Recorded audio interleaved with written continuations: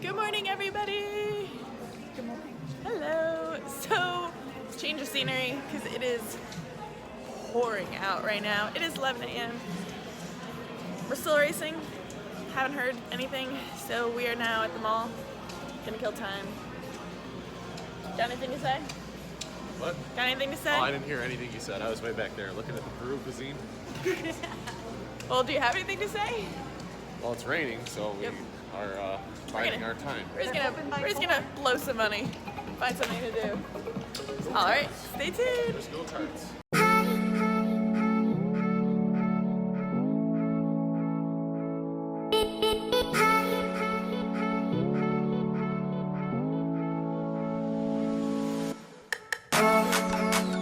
Hashtag ketchup smiles.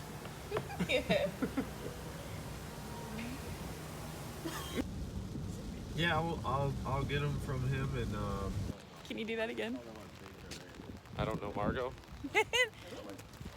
Or the under my umbrella. Ella. Hey. Ella. Hey.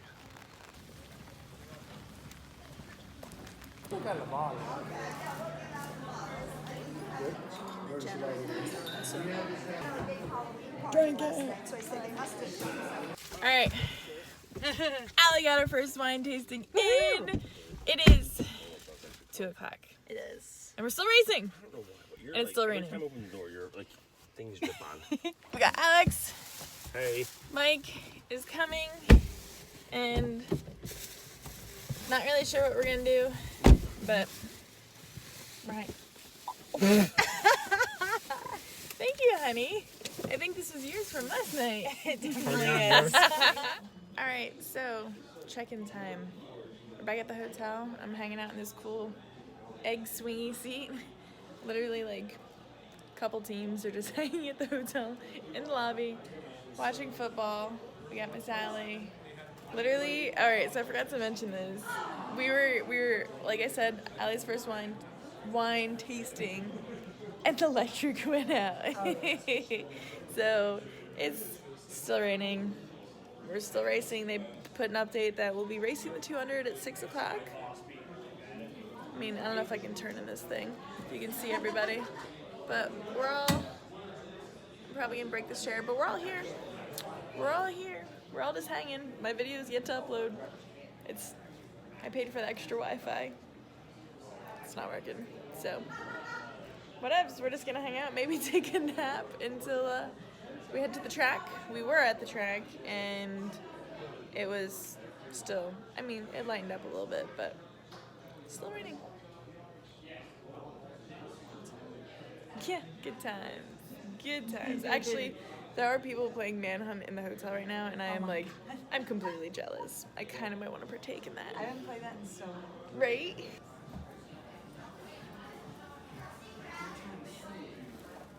Yep. No. Blue skies. Absolutely.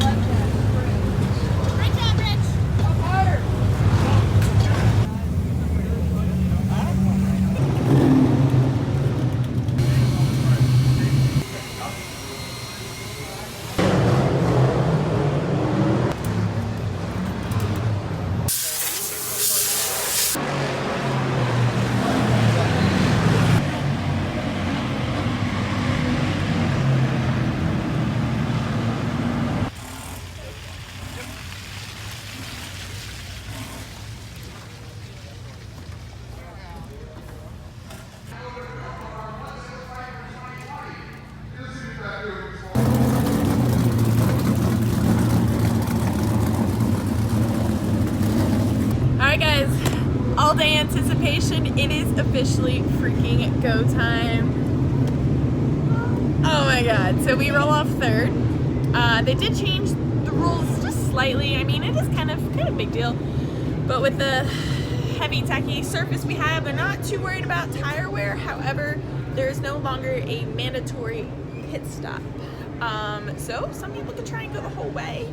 However, we do have spotters for this race, so there are two-way radios.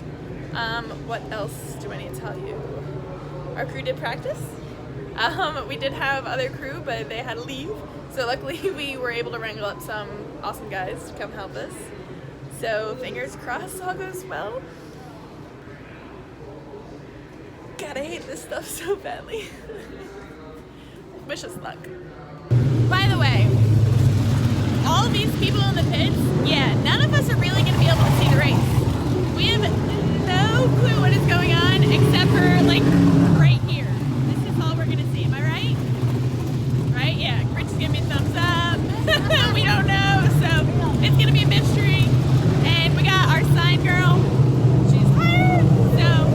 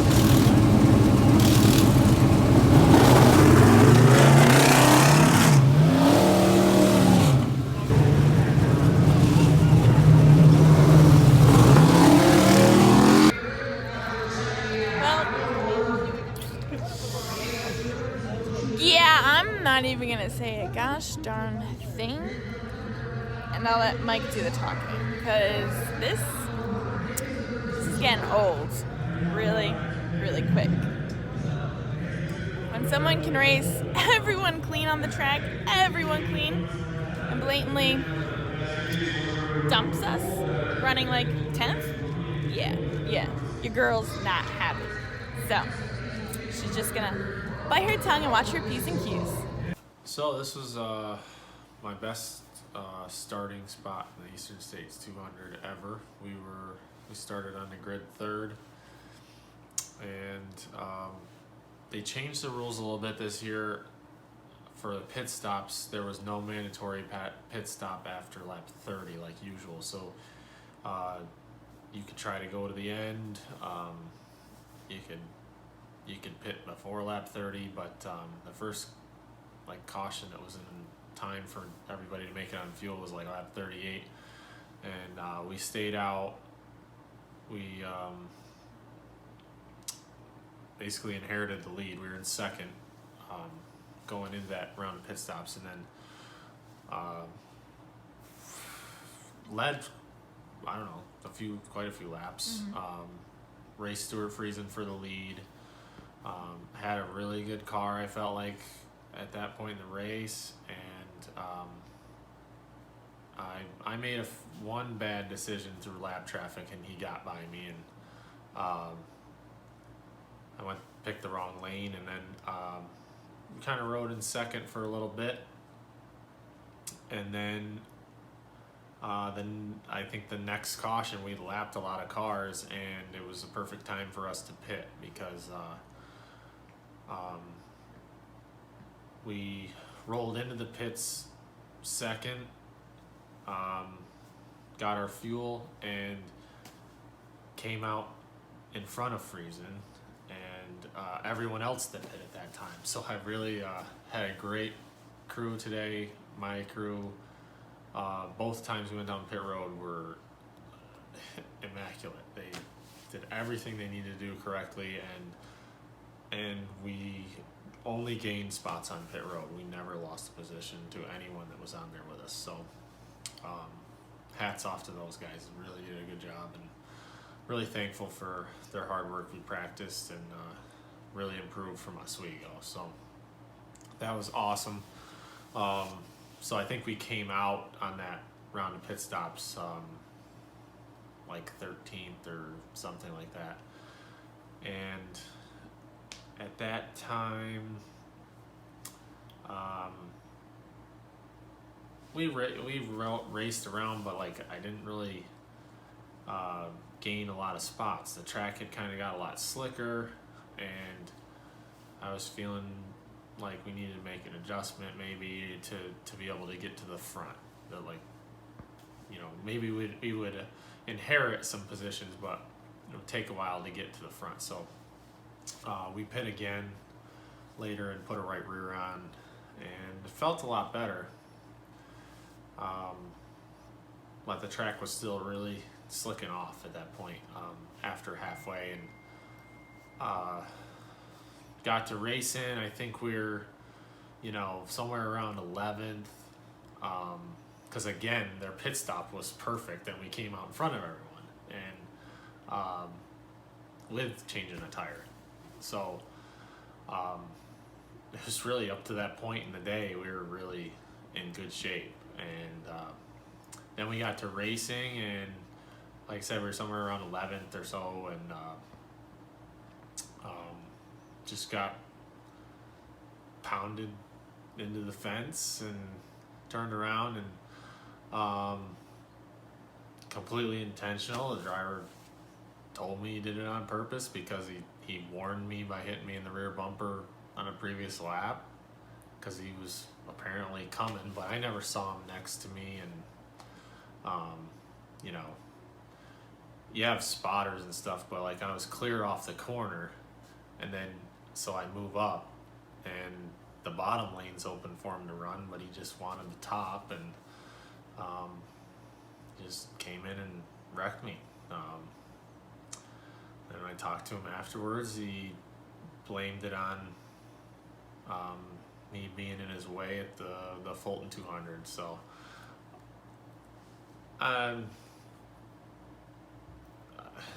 really frustrated over that. That's like really hard to get over. I mean, at that point in time when I was in the car, I was all I could do to not lose control. You know, I'm just so mad over how much time and effort we put into this, and then just to get wrecked out again.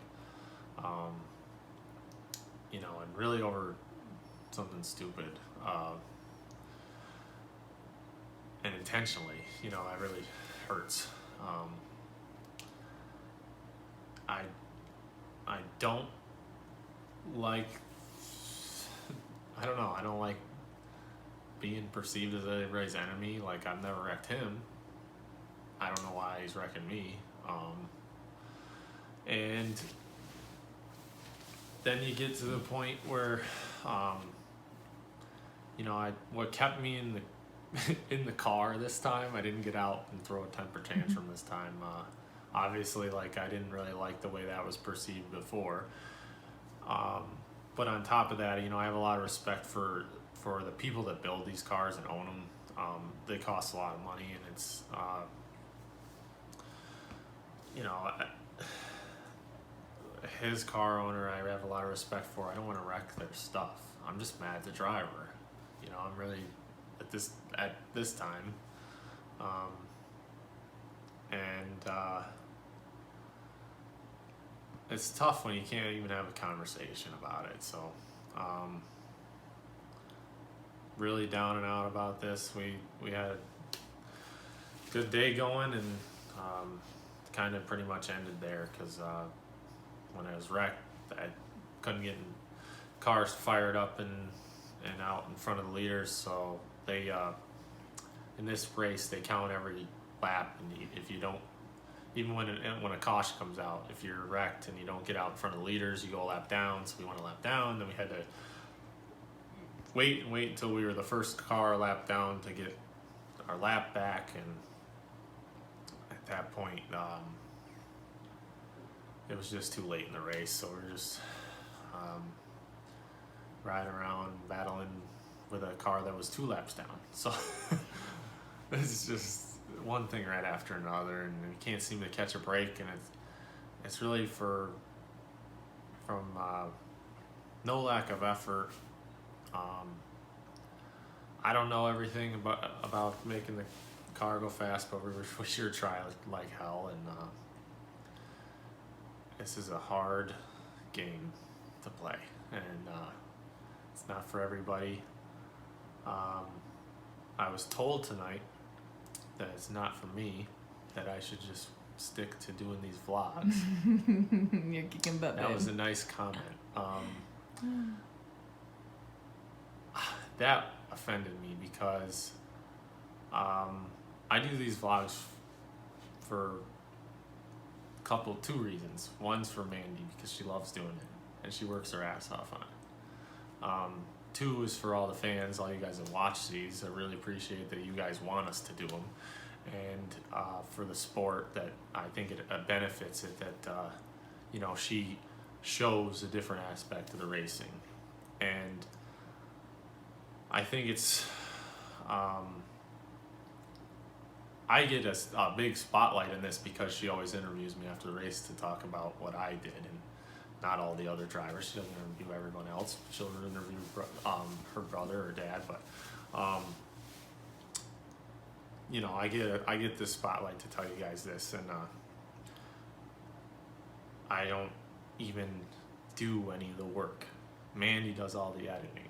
She puts in the time to take the clips and go around and get you guys all these aspects of what you're seeing, and then spends hours trying to get the video to upload in time so that she can post it, and then you got a ton of support, which is great, and then there's people that want to tear you apart for it. So that stinks, but you know, it's the big thing is you got to focus on the positive, and like like I was saying earlier, like the crew today that did those pit stops was pretty amazing. They really had my back and did a phenomenal job, and that's the stuff about racing that keeps you doing it. And when we say thanks for watching and please subscribe and come back next time, you guys watching and doing all that is the reason we do this. So thank you, and our next race is at Charlotte. I really hope it goes a lot better, because this is definitely getting to me. And that is why I love you. That is why I love him. This whole racing thing, guys, like Mike explained, is really a big mindset, head game kind of thing. But there's a lot that I could say. But my parents raised me better than that. So the biggest thing I want to leave with is kind of bouncing off of, again, what Mike said is, you know, people will say a lot of stuff in racing, in life, whatever, however old you are, it always happens. But whatever people say about you or their actions towards you has absolutely nothing to do with you, has everything to do with them. And that's my 2 cents for the weekend. I think that was all right, right? Pretty spot on, yeah. So living with that, try to keep our heads on our shoulders here and get some rest, because it is late. And Mike's next race, like he said, is Charlotte. However, I will be at Georgetown Friday and Saturday next week. Both my dad and brother will be racing, so we'll have videos up then. So make sure to like the video, subscribe to the channel, subscribe to the newsletter down below, and come back next weekend. See you guys.